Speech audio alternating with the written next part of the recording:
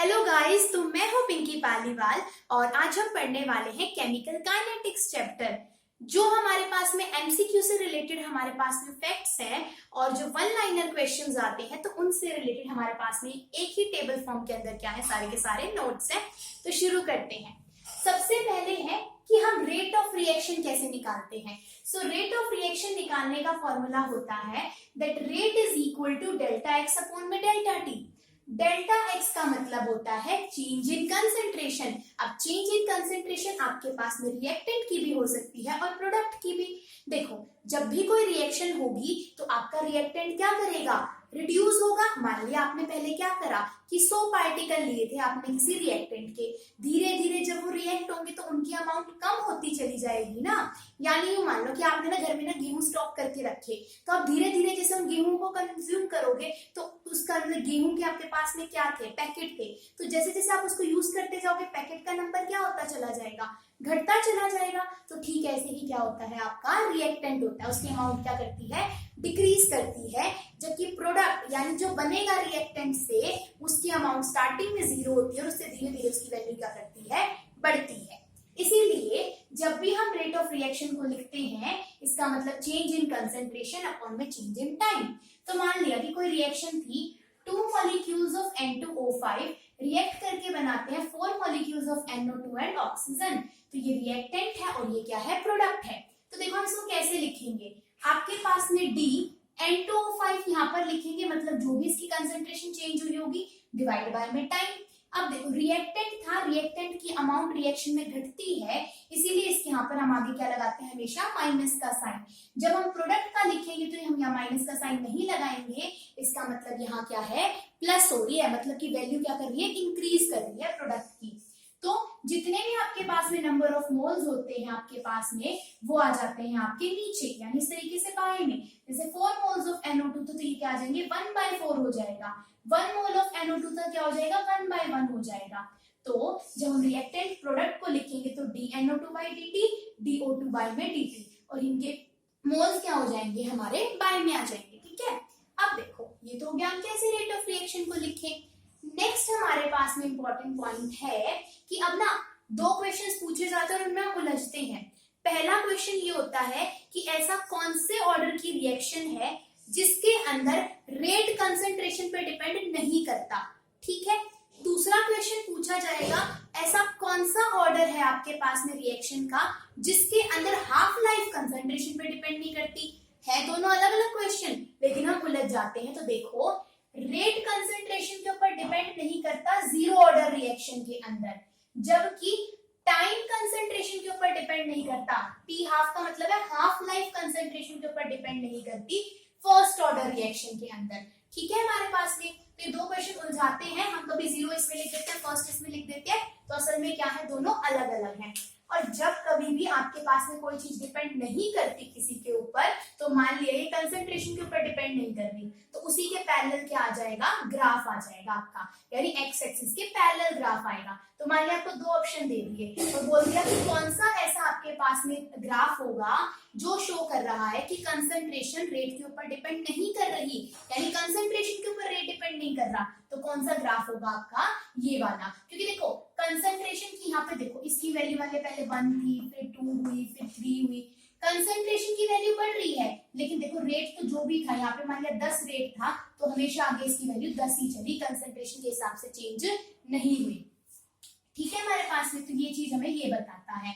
तो यहाँ से क्वेश्चन क्लियर हो गया कि रेट कंसंट्रेशन के ऊपर डिपेंड नहीं करता जीरो ऑर्डर रिएक्शन के अंदर, और रेट टाइम किसके ऊपर, हाफ लाइफ कब डिपेंड नहीं करती कंसंट्रेशन के ऊपर, फर्स्ट ऑर्डर रिएक्शन के अंदर। ठीक है, तो जीरो ऑर्डर और फर्स्ट ऑर्डर से 2 क्वेश्चन हमारे पास में बनते हैं जो कि इंपॉर्टेंट है।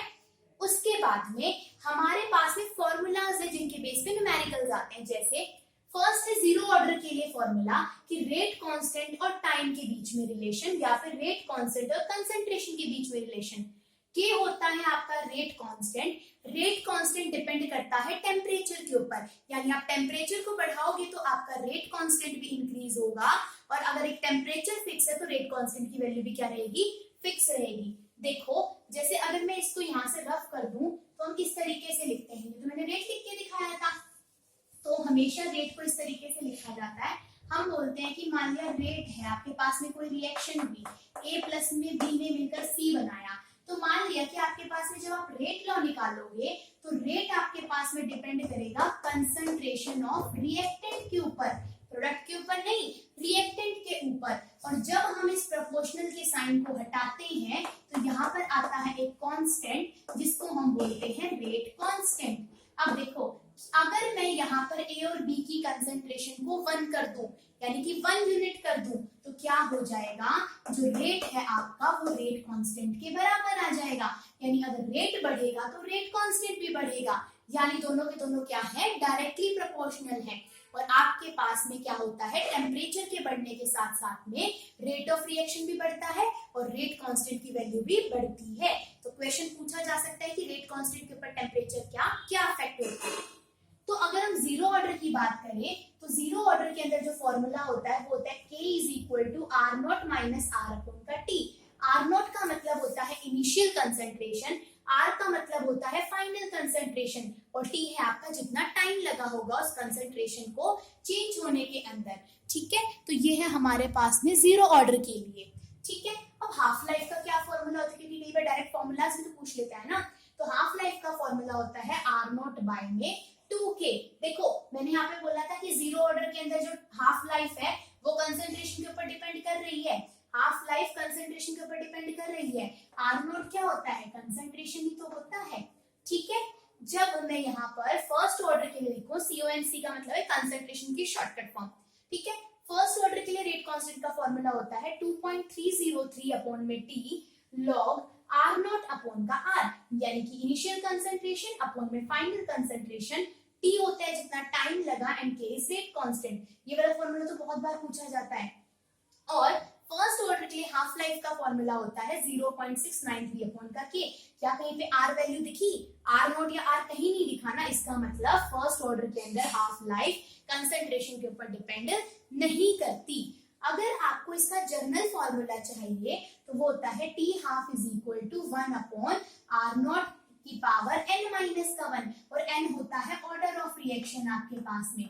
यानी अगर देखो जीरो ऑर्डर रिएक्शन होगा तो 0 माइनस का 1 हो जाएगा आपके पास में। अब मान लिया मैं यहाँ पे फर्स्ट ऑर्डर रखती हूँ तो 1 माइनस का 1 0, यानी कि कंसेंट जो हाफ लाइफ है वो तो रेट के ऊपर डिपेंड कर ही नहीं रही है। ठीक है, यहाँ मैं थोड़ा सा फास्टली बता रही हूँ क्योंकि इनको पूरा खोलकर हमने जो अलग अलग चैप्टर सीरीज कर रखी है ना उसके अंदर मैंने बताया कि किसके ऊपर कैसे डिपेंड कर रहा है, यहाँ थोड़ा सा रिवीजन फॉर्म में कर रहे हैं इसीलिए। ठीक है, उसके बाद में एक क्वेश्चन आता है, मैंने इसका फॉर्मूला नहीं लिखा, हाँ अभी वो भी लिखते हैं। आती है आपके पास में अरहीनियस इक्वेशन। तो अरहीनियस इक्वेशन की जर्नल फॉर्म होती है K is equal to A होता है अरहीनियस कांस्टेंट, E होता है एक्सपोनेंशियल, EA होता है आपके पास में एक्टिवेशन एनर्जी, और RT क्या होता है आपके पास में, R है आपके पास में रेट गैस कांस्टेंट, और T क्या है आपके पास में टेम्परेचर।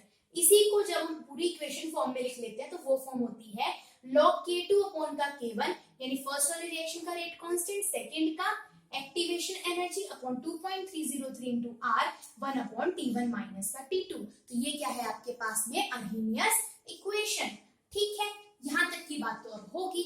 उसके बाद में हमारे पास में क्या है कि कुछ इंपॉर्टेंट पॉइंट्स हैं, अब हम वो देख लेते हैं। ठीक, अब वो क्या है उससे देखो, हमारे पास में यहाँ पर हम शुरू करते हैं। अभी देखो आगे हम बात करें तो मैंने एक पॉइंट लिख रखा है कि रेट डबल हो जाता है। डी नंबर वाला पॉइंट देखो क्या है आपके पास में, डी नंबर वाला पॉइंट कि जो रेट है आपका वो डबल हो जाता है हर एक 10 डिग्री सेल्सियस के टेम्परेचर के बढ़ाने से। कई बार पूछा हुआ है, पीएमटी में इनफैक्ट ये क्वेश्चन भी आया हुआ है कि अगर आपने 10 डिग्री सेल्सियस टेम्परेचर को बढ़ा दिया तो आपके रेट ऑफ रिएक्शन के ऊपर क्या फर्क पड़ेगा, तो वो हो जाता है ऑलमोस्ट डबल आपका। ठीक है, उसके बाद में एक पॉइंट है आपके पास में कि कैटलिस्ट क्या कर देता है, डिक्रीज कर देता है एक्टिवेशन एनर्जी को।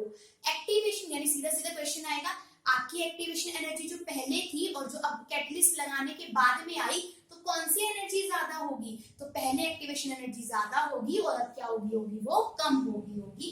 किसके आने से, कैटलिस्ट के आने से। नेक्स्ट फॉर्मूला है नंबर ऑफ हाफ लाइफ। भाई आपको अगर हाफ लाइफ निकालनी है तो आप कैसे निकालोगे, तो हाफ लाइफ निकालने का फॉर्मूला होता है ये, N का मतलब होता है हाफ लाइफ, T का मतलब होता है जितना भी आपको आपको गिवन टाइम है उसको डिवाइड कर दो हाफ लाइफ से। भाई मान लिया कि आपके पास में भी जितनी भी हाफ लाइफ आ रही है, सपोज कि 15 मिनट के अंदर कोई सब्सटेंस हाफ हो रहा है तो वो तो उसकी हाफ लाइफ होगी, और टोटल टाइम मान लिया आपको कितना दे दिया, मान लिया आपको दे दिया 30 मिनट, तो कितनी हाफ लाइफ आ जाएंगी, 2 हाफ लाइफ आ जाएंगी। तो ऐसे अब वो पूछ सकता है amount left after an half life, यानी कि जब आपकी एन हाफ लाइफ कंप्लीट हो गई होगी तो अब उस रिएक्टेंट की कितनी अमाउंट बची होगी। तो उसका फॉर्मूला होता है आर नोट अपॉन का 2 की पावर एन। आर नोट होती है आपके पास में इनिशियल कंसंट्रेशन, और 2 की पावर एन का मतलब है इनिशियल कंसंट्रेशन, और एन क्या है आपके पास में जितनी भी क्या होंगी आपकी हाफ लाइफ प्रेजेंट होंगी। तो यहाँ से हम क्या निकाल सकते हैं, भाई रिएक्टेंट कितना हुआ होगा, हाफ हुआ, 4 गुना हुआ, या फिर आपके पास में कितना हुआ। ये चीज आपके पास में क्लियर हो गई है। अब अपने पास में एक फॉर्मूला रहता है, सिर्फ वो और देख लेते हैं, दैट इज जस्ट ओके। तो वो फॉर्मूला है हमारे पास में, कई बार ना ये पूछ लेता है कि आप ना रेट कांस्टेंट की ना वो यूनिट निकाल के बताओ, तो उसका फॉर्मूला होता है k is equal to 1 upon में टाइम इनटू में 1 अपॉन कंसंट्रेशन की पावर n माइनस का 1। तो ये जनरल फॉर्मूला होता है रेट कांस्टेंट की यूनिट निकालने के लिए, ठीक है। n होगा यहाँ पर ऑर्डर ऑफ रिएक्शन, और आप इस वाले फॉर्मूले से किसी भी ऑर्डर की k की यूनिट को निकाल सकते हैं। तो इस वाले वीडियो के अंदर हम इतना ही करेंगे, इसके सारे इंपॉर्टेंट पॉइंट्स हम यहाँ पे कवर कर चुके हैं। सो मिलेंगे किसी नेक्स्ट वीडियो के अंदर।